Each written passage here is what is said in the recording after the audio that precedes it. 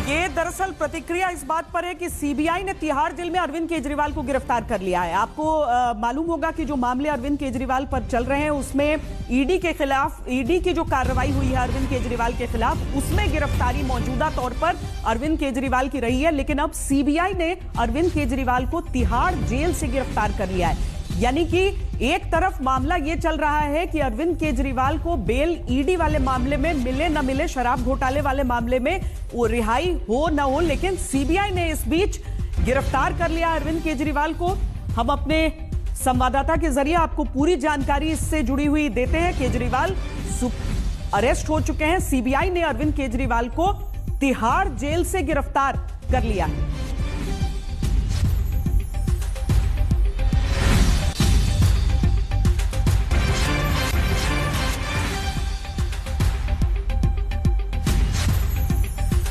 तो ये इससे पहले कि ये पूरा मामला सुलझता कि अरविंद केजरीवाल को क्या बेल मिलती है या फिर नहीं मिलती है, एक तरफ हाईकोर्ट की तरफ से इस निर्णय की प्रतीक्षा सबको थी कि केजरीवाल के मामले पर क्या कहा जाता है वहां से। इतने में ये खबर आ गई है कि सुप्रीम कोर्ट में यह मामला पहुंचता उससे पहले सीबीआई ने केजरीवाल को तिहाड़ जेल से ही गिरफ्तार कर लिया है। मुनीश पांडे हमारे संवाददाता हमारे साथ जुड़ रहे हैं। मुनीश, बताएं ये क्या मामला है, सीबीआई ने ये जो गिरफ्तारी की है और अब स्थिति क्या, मतलब क्या सीबीआई की तरफ से किसी नए मामले में पूछताछ की जाएगी? जी देखिए श्वेता, जो शराब घोटाला मामला है उसी मामले में आज सीबीआई ने अरविंद केजरीवाल से तिहाड़ जेल के अंदर पूछताछ की और सबूतों की बिना पर अरविंद केजरीवाल को गिरफ्तार कर लिया गया है। कल कोर्ट सामने उनकी पेशी की जाएगी, जिसका मतलब है कि अगले कुछ दिनों तक अरविंद केजरीवाल अब सीबीआई की कस्टडी में रहेंगे। पहले ईडी ने उनको गिरफ्तार किया था और वो ईडी की कस्टडी में थे। बहुत ज्यादा उम्मीदें लगाई जा रही थी कि सीबीआई भी इस मामले में जरूर गिरफ्तारी करेगा अरविंद केजरीवाल की, क्योंकि इस मामले में पहली जो एफआईआर थी वो सीबीआई ने ही रजिस्टर किया था। इसके पहले मनीष सिसोदिया को भी सीबीआई ने ही गिरफ्तार किया था, लेकिन अरविंद केजरीवाल की गिरफ्तारी पहले ईडी ने की और अब जाके सीबीआई ने की है। लेकिन अगर बड़े पहलू पर बात करें श्वेता, यहाँ पर किस तरह से फर्क पड़ने वाला है जो कि अरविंद केजरीवाल से की जेल से बाहर निकलने की बातचीत हो रही थी। देखिए, ईडी के मामले में राउज रेवेन्यू कोर्ट बेल देती है, उसके बाद हाई कोर्ट बोलता है कि नहीं, इन्हें बेल नहीं दी जानी चाहिए और उसके बाद वो सुप्रीम कोर्ट का दरवाजा खटखटाने की कोशिश करेंगे।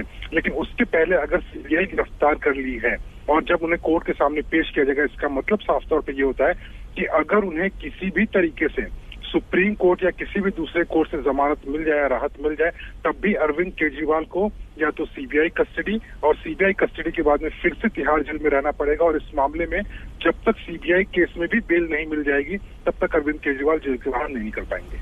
तो ये जो संजय सिंह कह रहे हैं कि ये पूरी तरीके से एक साजिश रची गई है, इस मामले में जो अभी तक हुआ है, ये क्या आपको ऐसे मामले देखते हुए आश्चर्यचकित करता है कि ये क्या हो गया, या फिर इसकी आशंका थी, इसकी गुंजाइश थी कि सीबीआई पूछताछ करने वाली है और ऐसा हो सकता है कि जेल के भीतर ही गिरफ्तारी हो जाए?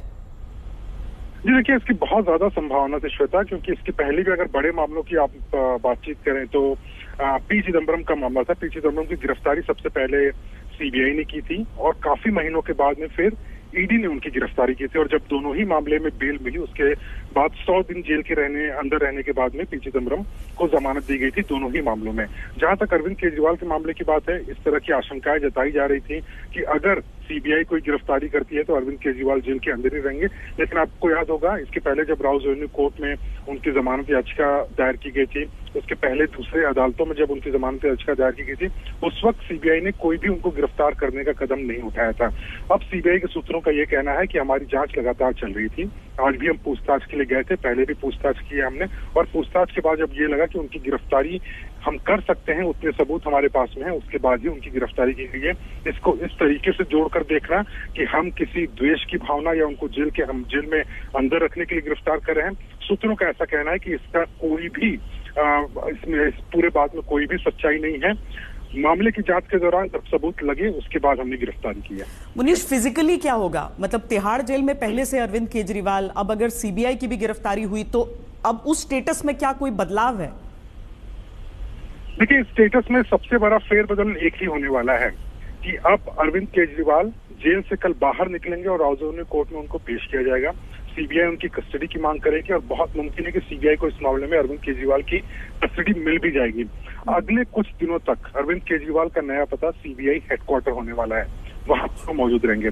उसके अलावा जितनी भी उनको राहत की गुंजाइश थी, चाहे वो सुप्रीम कोर्ट से हो या किसी और कोर्ट से हो, वो फिलहाल के लिए टलती हुई नजर आ रही है। यानी कि अगले कुछ हफ्तों तक किसी भी हाल में अरविंद केजरीवाल को पहले सीबीआई की कस्टडी और सीबीआई कस्टडी खत्म होने के बाद में उन्हें फिर से तिहाड़ जेल में जाना पड़ेगा, क्योंकि एक प्रोसीजर है जिसमें कि पुलिस कस्टडी खत्म होने के बाद में कोई शख्स अगर गिरफ्तार होता है तो उसको न्यायिक हिरासत में भेजा जाता है, जुडिशियल कस्टडी में, और जब उस मामले में बेल मिल जाएगी उसके बाद ही अरविंद केजरीवाल बाहर आ पाएंगे, बशर्ते उस वक्त ईडी केस में भी उनको बेल मिल चुकी हो। मुनीश बने रहिए हमारे साथ। इस समय मनजिंदर सिंह सिरसा भारतीय